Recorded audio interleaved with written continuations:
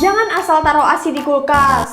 Tahu nggak sih moms, sangat tidak disarankan untuk meletakkan ASI perah di kulkas berdekatan dengan beberapa bahan makanan lain loh. Hal ini dikarenakan kalau menyimpannya salah, bisa menyebabkan nutrisi ASI berkurang dan juga terkontaminasi bakteri. Terdapat beberapa hal yang harus moms lakukan ketika ingin menyimpan ASI perah di dalam kulkas. Gimana caranya? Moms bisa simak di video selanjutnya. Yuk menyusui barang pelajar ASI Clear Quincy karena dapat melancarkan dan meningkatkan kualitas ASI.